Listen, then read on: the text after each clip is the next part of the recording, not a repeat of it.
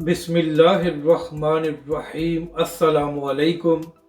मैं हूं अली असगर और आप देख रहे हैं मेरा यूट्यूब चैनल।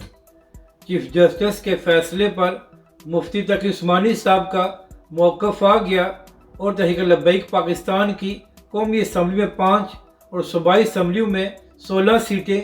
इस वीडियो में हम इसी के मुतालिक बात करेंगे।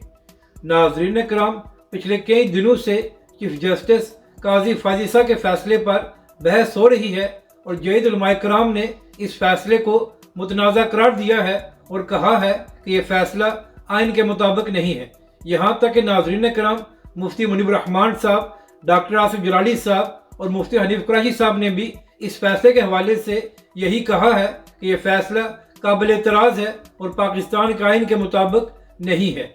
जबकि दूसरी जानब अहले हदीस के बड़े आलिम दीन अल्लामा शाम ज़हीर साहब ने भी इस फैसले पर तनकीद की है और अल्लामा साहब ने इस फैसले के हवाले से 2 से 3 तफसीली वीडियोज़ भी जारी की हैं। यानी कि नाज़रीन कराम, तमाम मसालिक उलमाए कराम इस बात पर मुत्तफिक हैं कि चीफ जस्टिस साहब ने जो फैसला दिया है वो काबिल एतराज़ है और उस पर नज़रसानी होनी चाहिए। जबकि दूसरी जानब नून लीग के लोग और कुछ सहाफ़ी ये इल्ज़ाम लगा रहे हैं कि चीफ जस्टिस साहब का फैसला काबिल एतराज़ नहीं है, मगर जानबूझकर चीफ जस्टिस के खिलाफ मुहिम चलाई जा रही है। तो नाज़रीन कराम, अब इसी हवाले से पाकिस्तान के एक और बड़े मुफ्ती तकी उस्मानी साहब का भी मौक़िफ़ सामने आ गया है। नाज़रीन कराम, मुफ्ती तकी उस्मानी साहब ने अपने बयान में कहा है कि चीफ जस्टिस साहब ने जो फैसला दिया है वो काबिल एतराज़ है और फिर सुप्रीम कोर्ट की जानब से जो वज़ाहत दी गई है वो भी नाकाफ़ी है।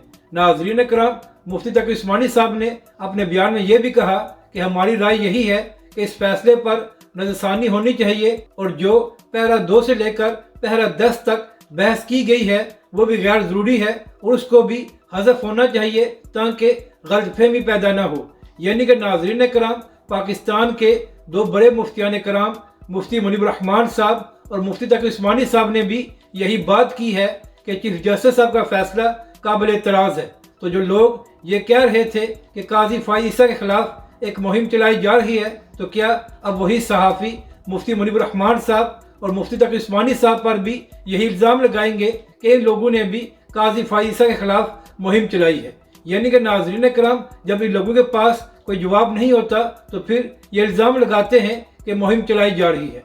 अब बात करते हैं तहरीक लब्बैक पाकिस्तान की।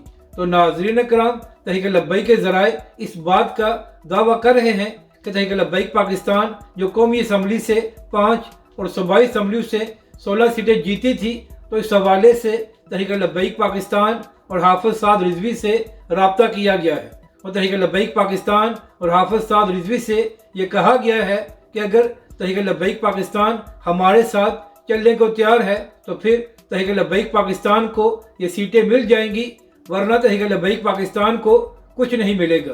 तो इस हवाले से एक बार फिर तहरीक लब्बैक के अमीर हाफिज़ साद रिजवी ने वही जवाब दिया है कि चाहे कुछ भी हो जाए, तहरीक लब्बैक के नज़रिए पर सौदाबाजी नहीं होगी।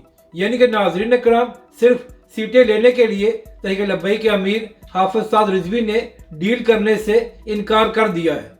तहरीक लब्बैक के अमीर हाफिज़ साद रिजवी ने कहा कि इससे पहले भी तहरीक लब्बैक पाकिस्तान ने मैदान में मुकाबला किया था और अब भी तहरीक लब्बैक पाकिस्तान मैदान में मौजूद है। अगर आपको ये वीडियो अच्छी लगे तो इसे लाइक और शेयर ज़रूर करें और हमारे इस चैनल को भी सब्सक्राइब करें।